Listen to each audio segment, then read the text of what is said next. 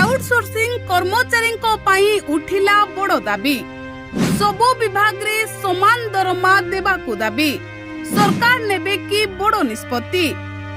ओडिशार हजार हजार आउटसोर्सिंग कर्मचारी आसीछि एक बड़ अपडेट। बहुदिन धरी कम दरमा असमान वेतन एवं चाकिरीर अनिश्चितता को नहीं स्वर उठाउथिबा कर्मचारी माने एबे पुणी थरे सरकार को दृष्टि आकर्षण करिसंती।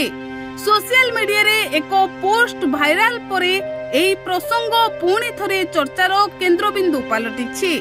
एही पोस्ट रे दाबी करा जायछि जे बीपीसी आरएच अधीन रे काम करुथिबा आउटसोर्सिंग कर्मचारी माने दीर्घ दिन हेला समान काम करुथिले मध्य समान दरमा पाउ नाहंती। केउठी 30 किलोमीटर जाई काम करिबा को पडुछि, केउठी 120 किलोमीटर दूर रे ड्यूटी करिबा को पडुछि। एते कष्ट सत्ते अनेक कर्मचारी आज भी कम दरमारे काम करुछंती बोली अभियोग होईछि। केवल सेतेके नुहे पोस्ट रे आहुरी कहा जाईछि जे बहु कर्मचारी घरो बहु दूर को जाई ड्यूटी करुथिबा बेले यातायात खर्च, खाइबा खर्च और दैनंदिन जीवनर अन्यान्य व्यय वहन करिबा कष्टकर होई पडुछि।